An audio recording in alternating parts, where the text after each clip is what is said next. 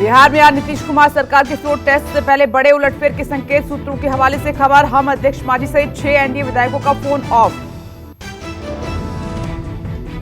पटना में रविवार रात आरजेडी विधायक चेतन आनंद की तलाश में तेजस्वी यादव के घर पहुंची पुलिस। शिवहार विधायक के भाई ने चेतन के अपहरण होने की लिखाई थी शिकायत। तेजस्वी के आवास पर क्रिकेट खेलते देखे चेतन आनंद, कहा कि अपनी मर्जी से यहां पर आया हूं, किसी ने नहीं किया अगवा। पुलिस के पहुंचने पर आरजेडी विधायकों ने किया हंगामा।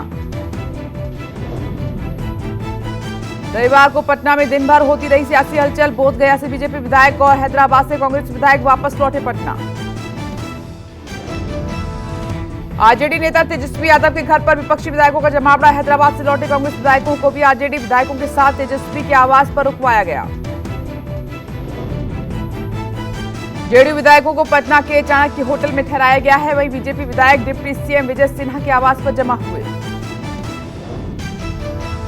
बिहार विधानसभा का आज से बजट सत्र सुबह 11:30 बजे विधानसभा के नए भवन में राज्यपाल आर्लेकर का होगा अभिभाषण। इसके बाद विधानसभा की कार्यवाही पुराने भवन में होगी। विधानसभा अध्यक्ष का भी आज होना है फैसला। मौजूदा स्पीकर अवध बिहारी चौधरी का हटना तय है। स्पीकर पर फैसले के बाद सीएम नीतीश विश्वास मत प्रस्ताव पेश करेंगे। रोड टेस्ट से पहले रविवार को हुई जेडीयू की दूसरी बैठक से 4 विधायक रहे नदारद। पार्टी नेता विजय चौधरी ने कहा कि बहुमत को लेकर हम हैं आश्वस्त। अपनी आवाज को बढ़ा के हम लोगों ने मीटिंग की है और इसीलिए कि हम आश्वस्त हैं कि हमारा बहुमत है। हमारे लगभग सारे विधायक उपस्थित थे। आरजेडी ने पार्टी विधायकों के लिए जारी किया व्हीप। पार्टी नेता मनोज झा ने कहा कि एकजुट है हमारे विधायक, लोकतंत्र की लड़ाई हम जीतेंगे। हम सब एकजुट हैं लोकतंत्र बचाने के लिए। हमारी ओर से ये चीजें स्पष्ट है कि हम संविधान के दायरे में चलने के लिए मजबूर करेंगे। सुप्रीम कोर्ट के जजमेंट के आलोक में चीजें चाहेंगे। बीजेपी के बड़े नेता रविशंकर प्रसाद नीतीश सरकार के विश्वास मत जीतने को लेकर आश्वस्त हैं। आरजेडी पर कसा तंज, पार्टी विधायकों को अपने घर में बंधक क्यों बनाया हुआ है, ये कहा। जेडीयू नेता केसी त्यागी ने कहा कि आरजेडी और कांग्रेस के पास खुश होने का कोई भी मौका नहीं है। नीतीश 100% जीतेंगे विश्वास मत। बिहार के पूर्व सीएम और हिंदुस्तानी आवाम मोर्चा के नेता जीतनराम मांझी ने कहा कि एनडीए है एकजुट। आज हर कोई पीएम मोदी के नेतृत्व को बहुत सम्मान देता है। राष्ट्रीय लोक जनता दल अध्यक्ष उपेंद्र कुशवाहा ने कहा कि कोई भ्रम नहीं होना चाहिए, विधायक वहां हैं और वे सही समय पर पहुंचेंगे। हैदराबाद से पटना लौटे कांग्रेस विधायक। कांग्रेस अध्यक्ष मल्लिकार्जुन खड़गे ने कहा कि फ्लोर टेस्ट में नीतीश सरकार का जाना लगभग तय। पटना पहुंच रहे हैं और कल शक्ति प्रदर्शन भी हो रहा है। हम जीत रहे हैं। पटना पहुंच रहे हैं और कल शक्ति प्रदर्शन भी हो रहा है। हम जीत रहे हैं। बिहार राजभवन में फ्लोर टेस्ट से पहले बड़ा बदलाव। लीगल एडवाइजर की बदली टीम। चीफ लीगल एडवाइजर बनाए गए कृष्ण नंदन सिंह।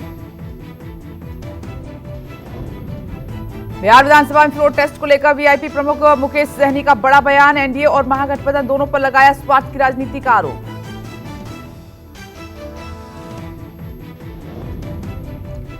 बिहार विधानसभा में 243 सीटें, बहुमत के लिए 122 का आंकड़ा जरूरी। एनडीए के पास 128 और महागठबंधन के पास 114 विधायकों का समर्थन।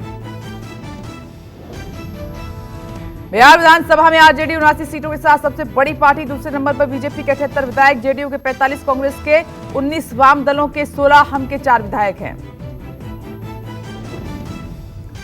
13 फरवरी को किसानों के दिल्ली मार्च को लेकर चंडीगढ़ में अन्नदाताओं की अहम बैठक। चंडीगढ़ के Mahatma Gandhi State Institute of Public Administration में शाम 5 बजे बैठक। किसान संगठनों की दिल्ली मार्च को लेकर अलर्ट। एमएसपी गारंटी कानून सहित कई मांगों के समर्थन में 13 फरवरी को दिल्ली कूच। 200 से अधिक किसान संगठनों का आह्वान। संयुक्त किसान मोर्चा सहित किसान संगठनों का 16 फरवरी को भारत बंद। किसानों के भारत बंद के आह्वान को लेकर पंजाब, हरियाणा, यूपी सहित दिल्ली में बढ़ी चौकसी। राजधानी दिल्ली में किसानों की एंट्री रोकने के पुख्ता इंतजाम। दिल्ली के सभी बॉर्डर पर धारा 144, 30 दिनों के लिए लोगों की जमावड़ा लगने पर रोक। दिल्ली के सिंघू और गाजीपुर बॉर्डर पर बैरिकेडिंग, ड्रोन से रखी जा रही है नजर। अतिरिक्त फोर्स की तैनाती, सीमेंट के लगाए गए हैं बैरिकेड्स। एमएसपी कानून को लेकर फिर उग्र हुए किसान। मोदी सरकार ने किसानों को दिया बातचीत का न्योता। संयुक्त किसान मोर्चा और किसान मजदूर मोर्चा के नेताओं को भेजा पत्र। हरियाणा सरकार का किसानों के दिल्ली मार्च को लेकर बड़ा फैसला। राज्य के 7 जिलों में मोबाइल इंटरनेट सेवा बंद, बल्क एसएमएस पर भी रोक। रविवार 11 फरवरी को सुबह 6 बजे से 13 फरवरी रात 11:30 बजे तक मोबाइल इंटरनेट सेवा बंद रहेगी। कुरुक्षेत्र, जींद, अंबाला, हिसार, सिरसा, कैथल और फतेहाबाद सहित 12 जिलों में धारा 144 लागू है। किसानों को रोकने के लिए भारी बैरिकेड्स और कंटेनर लगाए गए हैं। रास्ता बंद है। सड़कों पर बड़ी बड़ी कीलें लगाई गई हैं। दिल्ली से पंजाब बॉर्डर तक अतिरिक्त फोर्स की तैनाती भी की गई है। वहीं एसकेएम नेता ने कहा कि सरकार एक तरफ बातचीत करने को बुला रही है और दूसरी तरफ रास्ता रोककर हमें डराने की कोशिश कर रही है।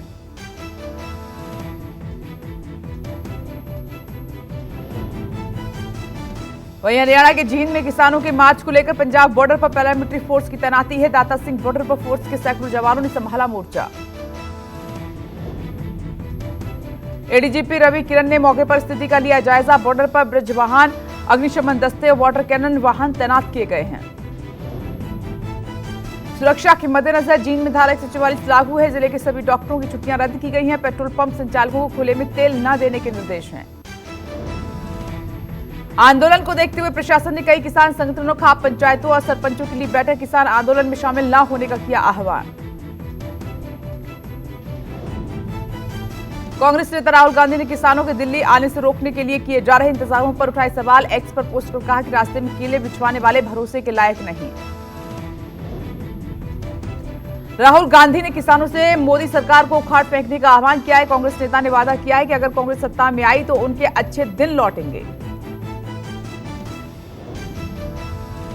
प्रधानमंत्री नरेंद्र मोदी आज 1 लाख युवाओं को देंगे नियुक्ति पत्र। देश भर में 47 जगहों पर आयोजित हो रहे रोजगार मेले में सुबह 10:30 बजे वीडियो कॉन्फ्रेंसिंग के जरिए दिए जाएंगे नियुक्ति पत्र। पीएम मोदी आज श्रीलंका और मॉरिशस में यूपीआई सेवा का शुभारंभ करेंगे। दोपहर 1 बजे वीडियो कॉन्फ्रेंसिंग के जरिए होने वाले कार्यक्रम में श्रीलंका के राष्ट्रपति और मॉरिशस पीएम भी रहेंगे मौजूद।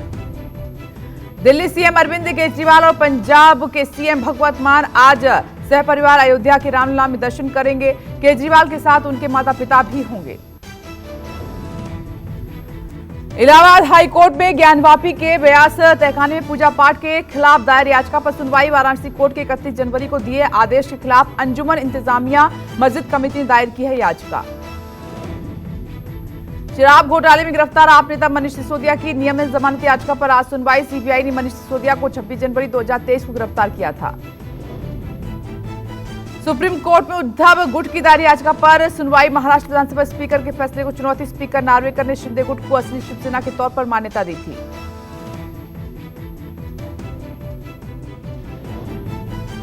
लखीमपुर खीरी तिकुनिया मोड़ हिंसा के मुख्य आरोपी आशीष मिश्रा की नियमित जमानत याचिका पर सुनवाई। सुप्रीम कोर्ट में आशीष ने नियमित जमानत की दायर की है अपील। सुप्रीम कोर्ट में आज यूपी सरकार के हलाल प्रोडक्ट्स की बिक्री पर लगाई रोक के खिलाफ सुनवाई। 18 नवंबर को योगी सरकार ने राज्य में हलाल सर्टिफिकेट वाले खाद्य पदार्थों पर बैन लगा दिया था। बीजेपी ने यूपी, बिहार, उत्तराखंड, हरियाणा, छत्तीसगढ़, कर्नाटक और पश्चिम बंगाल के लिए राज्यसभा उम्मीदवारों का किया ऐलान। 7 राज्यों की 14 सीटों के प्रत्याशियों की घोषणा। यूपी से 2 महिलाओं को पार्टी ने बनाया उम्मीदवार। बिहार से धर्मशील गुप्ता और डॉक्टर भीम सिंह प्रत्याशी। छत्तीसगढ़ से राजा देवेंद्र प्रताप सिंह उम्मीदवार। वहीं यूपी से सुधांशु त्रिवेदी, आरपीएन सिंह और चौधरी तेजवीर सिंह के भी नाम शामिल हैं। उत्तराखंड से महेंद्र भट्ट और पश्चिम बंगाल से सामिक भट्टाचार्य बने हैं प्रत्याशी।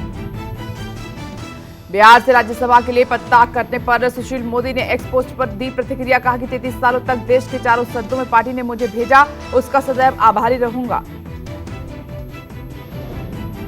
टीएमसी ने भी रविवार को 4 राज्यसभा उम्मीदवारों के नाम किए घोषित। सुष्मिता देव को तीसरी बार राज्यसभा भेजने की तैयारी। पत्रकार सागरिका घोष भी पार्टी ने बनाया है उम्मीदवारों को। यूपी में सपा कांग्रेस के बीच सीट शेयरिंग पर बातचीत जारी। सूत्रों के मुताबिक राहुल की न्याय यात्रा की एंट्री से पहले सीट फॉर्मूले का आधिकारिक ऐलान संभव। 14 सीटों पर बन चुकी है सहमति। देश में सीए लागू करने के गृह मंत्री अमित शाह के बयान पर एआईएमआईएम प्रमुख ओवैसी का पलटवार। कहा कि मुस्लिमों और दलितों को परेशान करने के लिए धर्म आधारित कानून लाया जा रहा है। दिल्ली सीएम केजरीवाल ने दिल्ली की सभी 7 लोकसभा सीट आगामी चुनाव में जीतने का किया दावा। पंजाब के तरनतारन की जनसभा में केजरीवाल ने पंजाब की सभी 13 सीटों भी फतेह करने का जताया है भरोसा। पंजाब के लुधियाना के समराला में कांग्रेस अध्यक्ष खड़गे ने रविवार को जनसभा की। खड़गे ने केंद्र की मोदी सरकार पर जमकर हमला बोला। 10 साल में मोदी सरकार ने किसानों और जवानों को सिर्फ ठगा है, ये कहा। कांग्रेस अध्यक्ष खड़गे की समराला रैली से वरिष्ठ नेता नवजोत सिंह सिद्धू रहे गायब। सिद्धू की गैर मौजूदगी से राज्य की पार्टी इकाई में फिर किसी उथल पुथल की अटकलें हैं। कांग्रेस से 6 साल के लिए निलंबित हुए प्रमोद कृष्णम ने रविवार को किया पलटवार। कहा कि राम और राष्ट्र को लेकर नहीं कोई समझौता। अच्छा हुआ उनके निलंबित करने से सिर पर पड़ा बोझ उतर गया। यूपी के मुजफ्फरनगर से बीजेपी का ग्राम परिक्रमा अभियान आज शुक्रताल से बीजेपी अध्यक्ष नड्डा और सूबे के सीएम योगी करेंगे। अभियान की शुरुआत 2 लाख गांव की परिक्रमा की तैयारी है। केंद्रीय गृह मंत्री अमित शाह का आज अहमदाबाद दौरा। शाह 15,000 करोड़ से ज्यादा की परियोजनाओं का उद्घाटन और शिलान्यास करेंगे। उत्तराखंड सीएम पुष्कर सिंह धामी का आज हरिद्वार दौरा। धर्मनगरी को देंगे 11,000 करोड़ की 158 परियोजनाओं की सौगात। मुख्यमंत्री नारी शक्ति महोत्सव में करेंगे शिरकत। राष्ट्रीय लोक दल में शामिल हुई मशहूर राजनीतिक विश्लेषक जैनब सिकंदर। आरएलडी अध्यक्ष जयंत चौधरी ने जैनब के साथ तस्वीर की पोस्ट। सूत्रों के मुताबिक राष्ट्रीय प्रवक्ता की मिल सकती है जिम्मेदारी। चेन्नई में बीजेपी अध्यक्ष जेपी नड्डा ने रविवार को की जनसभा। नड्डा ने सत्तारूढ़ डीएमके पर साधा निशाना। कहा कि डीएमके नहीं करती लोकतंत्र का सम्मान। पदयात्रा में रोड़ा अटकाने का भी लगाया आरोप। शिवसेना उद्धव गुट के नेता संजय राउत ने भारत रत्न को लेकर कहा कि भारत रत्न राजनीतिक फायदे के लिए दिया जा रहा है। कानून के मुताबिक साल में सिर्फ 3 लोगों को ही भारत रत्न दिया जा सकता है। मध्य प्रदेश के पूर्व सीएम शिवराज सिंह चौहान का आज बंगाल दौरा। हावड़ा में पार्टी नेताओं के साथ करेंगे बैठक। आम चुनाव की रणनीतियों पर करेंगे चर्चा। मध्य प्रदेश कांग्रेस के लगभग 50 नेताओं को मिला इनकम टैक्स का नोटिस। पूछताछ के लिए तलब किए गए। दिल्ली पार्टी नेताओं को अलग अलग तारीख पर बुलाया गया है। समाजवादी पार्टी में तेज हुई अंदरूनी कलह। स्वामी प्रसाद मौर्य ने मुख्य सचेतक मनोज पांडे को बताया बीजेपी एजेंट सनातन धर्म पर स्वामी प्रसाद के आपत्तिजनक बयानों से खफा है पार्टी का एक बड़ा धड़ा। राष्ट्रपति द्रौपदी मुर्मू का आज से 3 दिवसीय गुजरात और राजस्थान का दौरा। गुजरात के टिनकारा में महर्षि दयानंद सरस्वती की 220 जयंती कार्यक्रम में करेंगी शिरकत। हैदराबाद में दक्षिण भारत सांस्कृतिक केंद्र का आज उद्घाटन। पूर्व उपराष्ट्रपति वेंकैया नायडू और केंद्रीय पर्यटन मंत्री जी किशन रेड्डी करेंगे सेंटर का लोकार्पण। सीएम योगी ने किया पुणे का दौरा। वेद श्री तपोवन मठ में अध्यात्म गुरु गोविंद देवगिरी महाराज से मुलाकात की। गोविंद देवगिरी महाराज ने सीएम योगी को सम्मानित किया। गीता भक्ति अमृत महोत्सव में शामिल हुए सीएम योगी। शिक्षा के नए आयामों को लेकर रुड़की की कोर यूनिवर्सिटी ने भारत ज्ञान समागम का किया आयोजन। इस समागम में शिक्षा के क्षेत्र में महत्वपूर्ण पहल को माना जा रहा है। कार्यक्रम में उत्तराखंड के राज्यपाल लेफ्टिनेंट जनरल गुरमीत सिंह के साथ पूर्व मुख्यमंत्री त्रिवेंद्र सिंह रावत ने भी मुख्य अतिथि के तौर पर शिरकत की। कार्यक्रम में देश भर के 26 राज्यों के 60 से अधिक विश्वविद्यालयों के कुलपति और करीब 600 कॉलेजों के प्रधानाचार्यों ने हिस्सा लिया। कांग्रेस ने अनुशासनहीनता के आरोप में आचार्य प्रमोद कृष्णम को पार्टी से निष्कासित किया और वहीं पर कृष्णम बोले कि राम और राष्ट्र से समझौता नहीं। 1 बजे करेंगे प्रेस कॉन्फ्रेंस। कांग्रेस द्वारा की गई कार्रवाई के बाद आचार्य प्रमोद कृष्णम ने एक्स प्लेटफॉर्म पर दी पहली प्रतिक्रिया। पोस्ट को कांग्रेस के पूर्व अध्यक्ष राहुल गांधी को टैग किया। कांग्रेस महासचिव केसी वेणुगोपाल ने कहा कि बार बार पार्टी विरोधी टिप्पणियों की शिकायतों के बाद कृष्णम पर हुई कार्रवाई। 6 साल के लिए पार्टी से निष्कासित। हाल ही में आचार्य प्रमोद कृष्णम ने पीएम मोदी से की थी मुलाकात। श्री कल की धाम के शिलान्यास समारोह के लिए पीएम को किया आमंत्रित। कोरबा में आज राहुल गांधी की यात्रा का आगाज होगा। सुबह 8 बजे सीतामढ़ी चौक से यात्रा आगे बढ़ेगी। फिर टीपी नगर कांग्रेस कार्यालय में यात्रा रुकेगी। प्रदर्शनीय इंदिरा गांधी स्टेडियम में राहुल अपनी दादी इंदिरा गांधी और पिता राजीव गांधी को श्रद्धासुमन अर्पित करेंगे। उसके बाद एक काफिला सूरजपुर होते हुए बलरामपुर की ओर आगे बढ़ जाएगा। वहीं इंडिया गठबंधन छोड़ने की अटकलों को लेकर जयंत चौधरी ने नाराज गठबंधन के नेता नाराज हैं। शिवपाल यादव ने कहा कि जो छोटे दल बीजेपी में गए उनका हाल देख लीजिए, वे कहीं के नहीं रहे। वहीं एनडीए में शामिल होने को लेकर आरएलडी प्रमुख जयंत चौधरी ने शनिवार को कहा कि जब भारत रत्न दिया गया तो मेरी भावनाएं अपने आप जुड़ गईं। आगे हमारी रणनीति क्या है उस पर बता दिया जाएगा।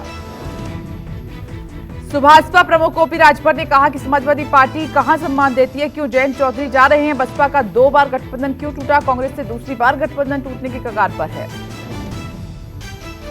कतर में फांसी की सजा पाए 8 भारतीय रिहा हो गए हैं। भारत सरकार ने भारतीयों की रिहाई पर जीत की खुशी मनाई है। विदेश मंत्रालय के मुताबिक रिहा हुए 8 में से 7 भारतीय लौटे स्वदेश। 8 पूर्व भारतीय नौसेना कर्मचारियों को जासूसी के आरोप में अगस्त 2022 में किया गया था गिरफ्तार। 8 भारतीय अल दहरा ग्लोबल टेक्नोलॉजिस्ट में नौकरी करते थे। लाहौर की एक सीट से जीते इमरान समर्थक निर्दलीय ने दिया झटका और NA 121 सीट से जीते वसीम कादिर ने मरियम नवाज की मौजूदगी में PMLN ज्वाइन की है। पार्टी के राष्ट्रपति आरिफ अलवी ने देश में चुनाव परिणाम में हो रही देरी पर निराशा जताई। अलवी ने कहा कि अगर EVM का इस्तेमाल होता तो परिणाम जल्दी आते और गड़बड़ी भी कम होती। ब्रिटिश पीएम ऋषि सुनक एक बार फिर आगामी चुनाव की तैयारी में जुट गए हैं। पीएम ने कहा है कि देश की आर्थिक नीतियां सभी दिशा में काम कर रही हैं, इसलिए मैं दोबारा समर्थन के लिए जनता के बीच जाऊं। म्यांमार की सैन्य शासन का नया फरमान 35 साल से कम उम्र के युवक और 27 साल से कम उम्र की युवतियों के लिए सेना में 2 साल का सेवा अनिवार्य। अंडर 19 वर्ल्ड कप फाइनल में ऑस्ट्रेलिया ने भारत को हरा दिया है। 254 रनों का लक्ष्य लेकर उतरी टीम इंडिया 174 रनों पर सिमटी। ऑस्ट्रेलिया ने चौथी बार जमाया वर्ल्ड कप पर कब्जा। भारत की बेहद खराब बल्लेबाजी की वजह से टूटा छठी बार खिताब जीतने का सपना। भारत के टॉप 6 बल्लेबाज 91 रनों पर पवेलियन लौट चुके थे।